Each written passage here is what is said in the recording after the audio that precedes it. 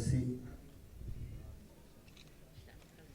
पद्धति खेती की इस कार्यशाला में हम सब के मध्य विराजमान मध्य प्रदेश सरकार के उद्यानिकी एवं नर्मदा घाटी विकास राज्य मंत्री माननीय श्री भारत सिंह कुशवाहा जी, आज के इस कार्यक्रम में विशेष रूप से हम सब के मध्य विराजमान डॉक्टर अनुपम मिश्रा साहब, डॉक्टर वेद प्रकाश चहल जी, डॉक्टर श्याम रंजन सिंह जी, डॉक्टर शुक्ला साहब, doctor YP Singh ji, Bharatiya Janata party के अध्यक्ष श्री अभय चौधरी जी और इस अवसर पर उपस्थित सभी कृषि विज्ञान केंद्रों से पधारे हमारे वैज्ञानिक गण, किसान भाइयों बहनों और पत्रकार मित्रों, प्राकृतिक खेती पर यह कार्यशाला आयोजित है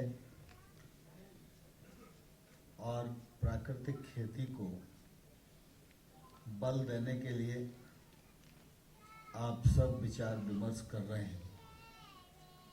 मैं इस अवसर पर कृषि मंत्रालय की ओर से आप सभी का हृदय से बहुत बहुत स्वागत करता हूं, बहुत बहुत अभिनंदन करता हूं।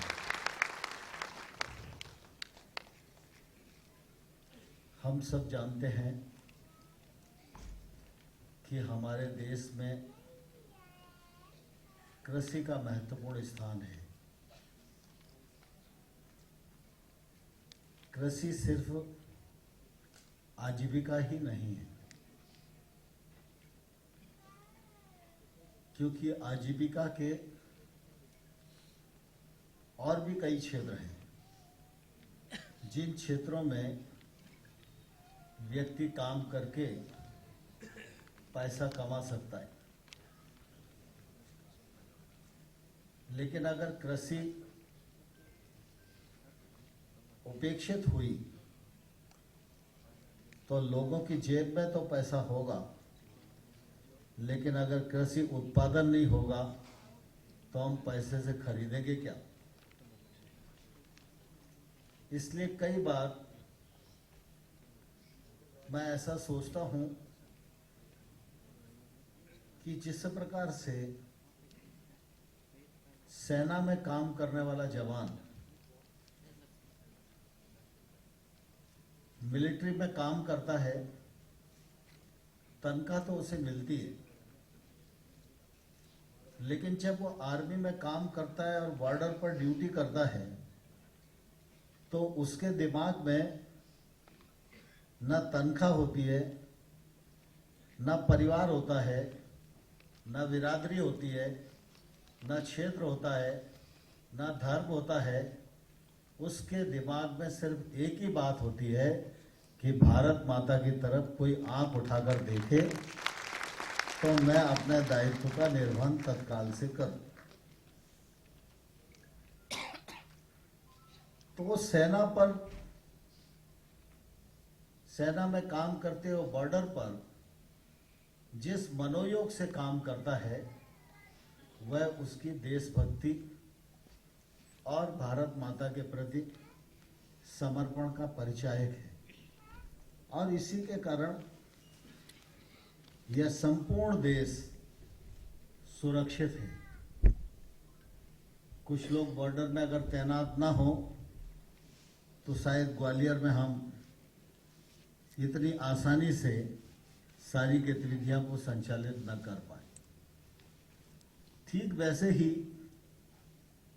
एक किसान खेती में काम करता है, पसीना बहाता है, पूंजी लगाता है, फसल की रखवाली करता है और फसल खड़ी हो तैयार हो उसके बाद भी प्राकृतिक प्रकोप पर वो निर्भर बना रहता है। कभी कभी प्रकृति नाराज हो जाती है तो निराशा तो उसके मन में आती है, लेकिन वह खेती छोड़ता नहीं है, निराश नहीं होता,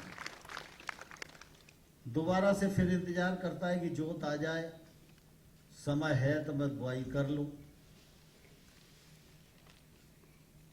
तो किसान की भूमिका भी ठीक वैसी है कि खेती से वो आजीविका तो प्राप्त करता है, लेकिन किसानी वो इसलिए करता है कि देश के 130 करोड़ लोगों को मेरा जो पसीना खेत में गिर रहा है वो भोजन उपलब्ध कराएगा, उनकी भूख को मिटाएगा। और सिर्फ देश ही नहीं, आज भारत दुनिया को देने वाला देश बन गया है।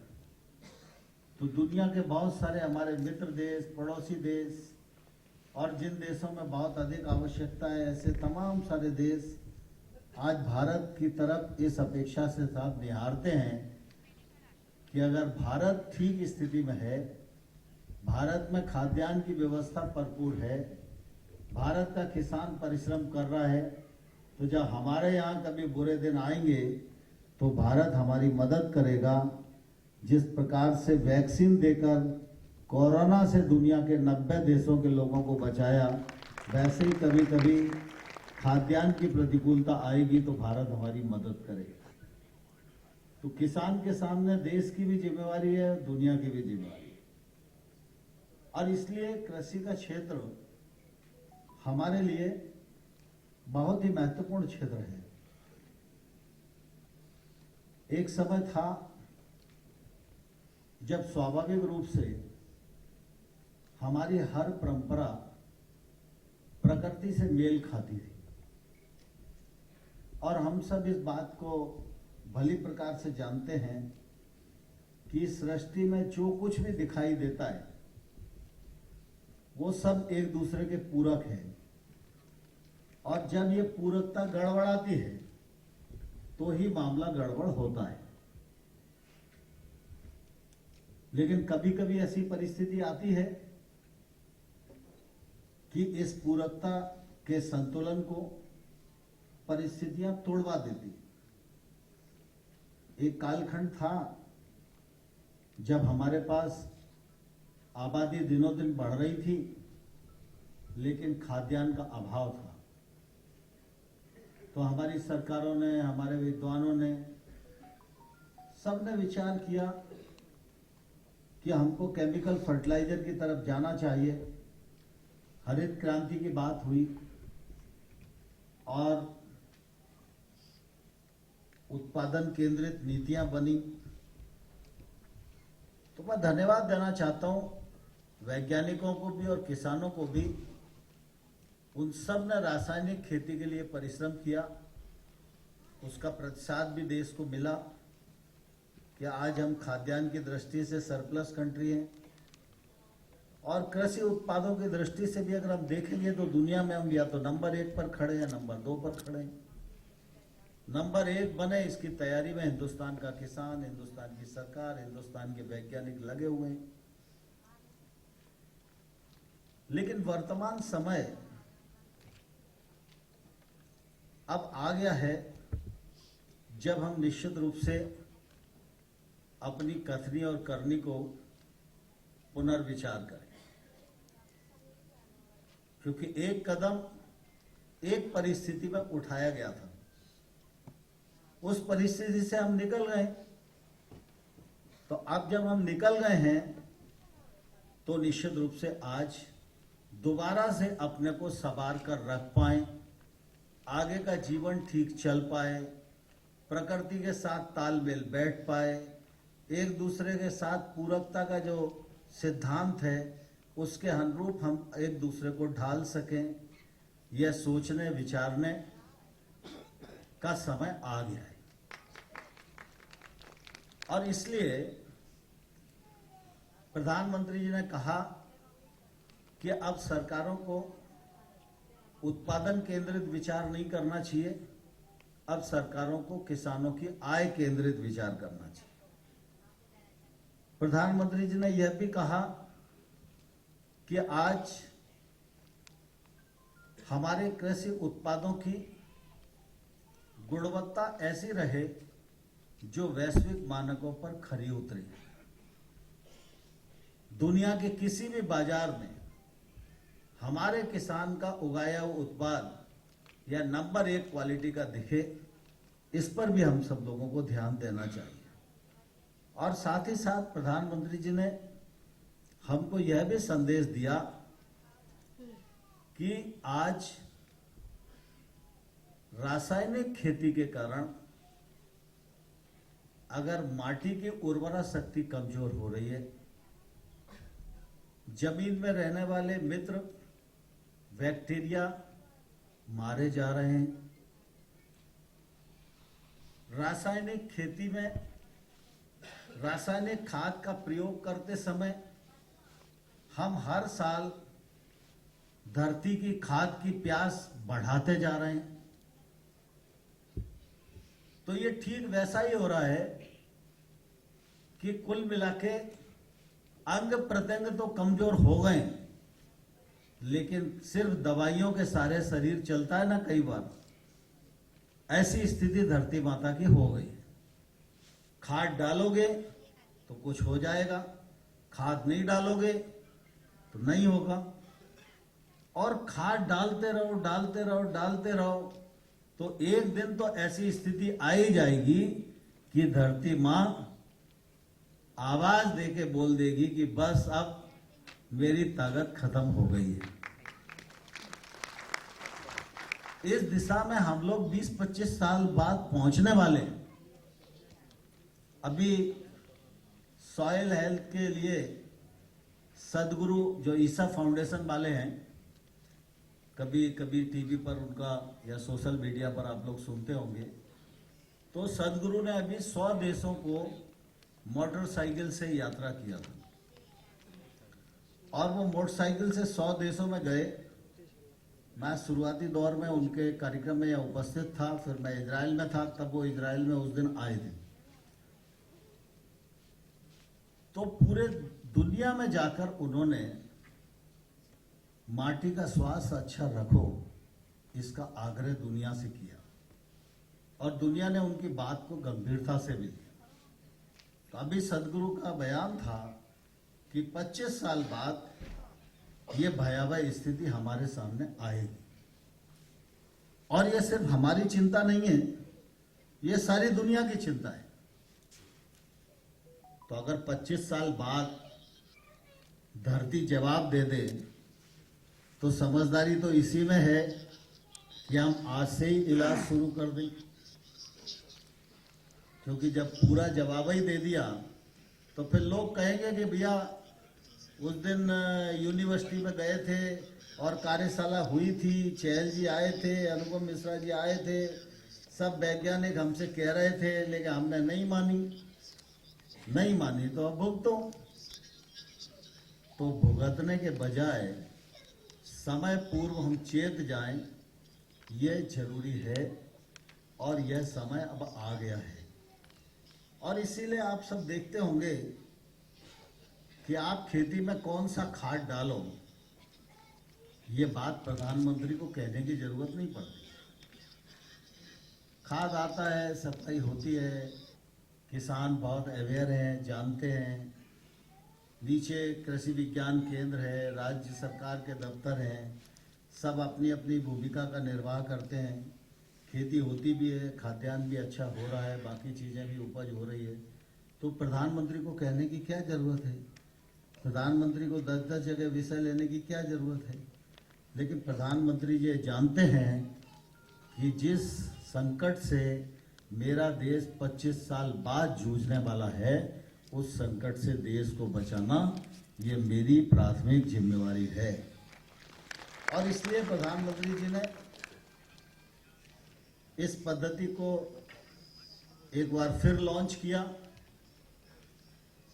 और मुझे कहते हुए प्रसन्नता है कि हमारे वैज्ञानिक बहुत लंबे समय से केमिकल फार्मिंग पर काम कर रहे थे।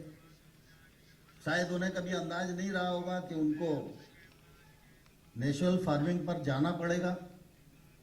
शुरुआती दौर में तकलीफ थी, लेकिन वक्त की नजाकत, देश की आवश्यकता और देश के भविष्य को दृष्टिगत रखते हुए हमारे सभी वैज्ञानिकों ने इस दिशा में अपने कदम बढ़ाए। इससे पहले हिमाचल राज्य में भी कृषि विज्ञान केंद्रों की एक बड़ी कार्यशाला हुई थी। इससे पहले मध्य प्रदेश राज्य ने एक कार्यक्रम किया था जिसमें आचार्य देवव्रत जी पधारे थे। ऑनलाइन पूरे प्रदेश के किसानों को जोड़ा था। अभी मुरैना में हम लोगों ने कृषि मेला किया था, उस पर भी प्राकृतिक पद्धति खेती का विषय सभी किसानों के समक्ष रखा गया था। और आज फिर 425 कृषि विज्ञान केंद्र और आसपास के किसानों के साथ ये एक्सरसाइज कर रहे हैं कि आप प्राकृतिक खेती पर आइए। प्राकृतिक खेती पूरकता का संदेश देती है। आज हम सब लोग कहीं भी चले जाओ, किसान के जाने पर एक ही बात आती है कि साहब चौपों से बहुत परेशान हैं, विशेष रूप से गाय से। तो साहब बाउंड्री वाल के पैसे दिलवा दो, इसका अनुदान दिलवा दो, यही बातें चलती हैं। मध्य प्रदेश जाओ, राजस्थान जाओ, उत्तर प्रदेश जाओ। अरे भैया, गैया तो भगवान ने तो छोड़ी नहीं, और न मोदी जी ने गैया कहीं से लाके छोड़ दी आपके खेत में। गाय तो आप ही लोगों की है, लेकिन गाय की आप उपेक्षा कर रहे हो, इसलिए गाय आपका नुकसान कर रही है। और आपको लगता है कि आप बचे रहो, बगल वाले का नुकसान हो जाए। पुराने समय में चौपे और खेती एक दूसरे के पूरक थे कि नहीं थे, बताओ? और दूध, गोबर, गौमूत्र ये एक तौर से किसान की अतिरिक्त आय बढ़ाते थे। गोबर और गौमूत्र घोरे पे जाता था तो खाद बनता था। तो उस समय हमें 266 का यूरिया थोड़ी डालते थे। और दूध जो होता था, कुछ बेच पाए तो बेच पाए, नहीं बेच पाए तो कम से कम घर में खाते थे, तो बाकी चीजों की बचत होती थी और आदमी बलिष्ठ होता था। तो खेती के ये सब सहायक धंधे हैं। बिना पशुपालन के निखालस खेती तो एक तौर से समझ में ही आने वाली बात नहीं है। तो प्राकृतिक पद्धति खेती जो है वो अगर हम देखेंगे तो एक तौर से हम उसको गाय आधारित खेती भी कह सकते हैं। एक देसी गाय, जिस गाय को अपन अपनी गांव की भाषा में निठल्ली गाय बोलते हैं, तो जो गाय किलो 2 किलो दूध देने वाली है, बाहर घूम रही है, हम नहीं बांध रहे हैं, उस एक गाय का गोबर और एक गाय का गौमूत्र एक सामान्य किसान के लिए प्राकृतिक पद्धति खेती पर काम करने के लिए पर्याप्त है। अगर देश प्राकृतिक खेती पर आ जाएगा तो गाय सड़क पर नहीं दिखेगी, गाय घर में ही दिखेगी।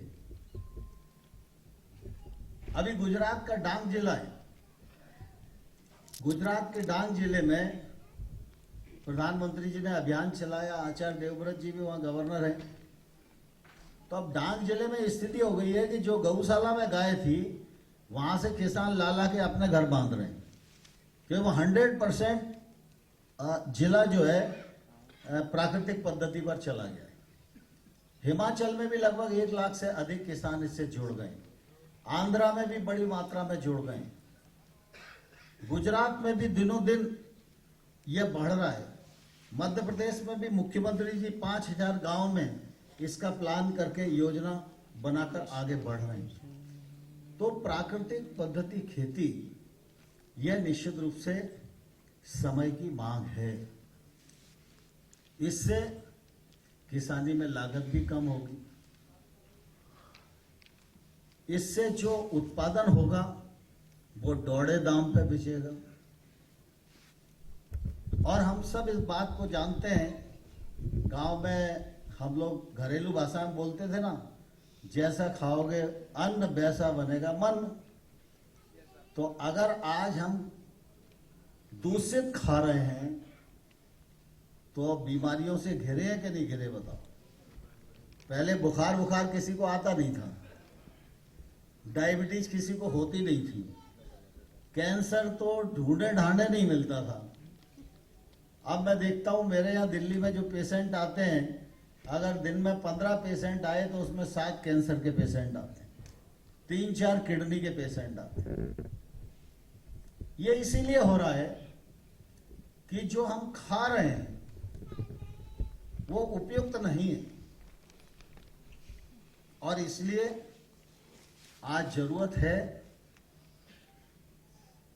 स्वच्छ खानदान, स्वस्थ मन, स्वच्छ कृषि, स्वस्थ उत्पादन और स्वस्थ इंसान, इस सिद्धांत के ऊपर चलने की। और इस सिद्धांत का पालन करने के लिए हम सब लोगों को प्राकृतिक खेती की ओर अग्रसर होना चाहिए। मुझे बहुत प्रसन्नता है कि हमारा भारतीय कृषि अनुसंधान परिषद कृषि विज्ञान केंद्रों के माध्यम से, राज्य सरकार के माध्यम से मिलकर किसानों तक पहुंचने का प्रयास कर रही है। लोग प्राकृतिक खेती की तरफ आवें, इस दिशा में प्रयत्न कर रही है। अनुपम मिश्रा जी यहाँ बैठे हुए हैं। प्राकृतिक खेती कृषि शिक्षा में भी आए, इसके लिए उनकी अध्यक्षता में ही कमेटी बनी है। वो पूरा पाठ्यक्रम उन्होंने बनाया है। हम लोग परसों उनके साथ दिल्ली में बैठे थे। जल्दी ही प्राकृतिक पद्धति खेती यह कृषि के शिक्षा के पाठ्यक्रम में जोड़े, इस दिशा में भी भारत सरकार प्रयत्न कर रही है। भारत सरकार नरेंद्र मोदी जी के नेतृत्व में कृषि के क्षेत्र में किसान की आय बढ़े, इस दिशा में प्रयत्नशील है। फिर चाहे एमएसपी को 1.5 गुना बढ़ाने का मामला हो, चाहे पीएम किसान सम्मान निधि के माध्यम से 6,000 रुपया किसान को उपलब्ध कराने का मामला हो। इन वर्षों में जब से किसान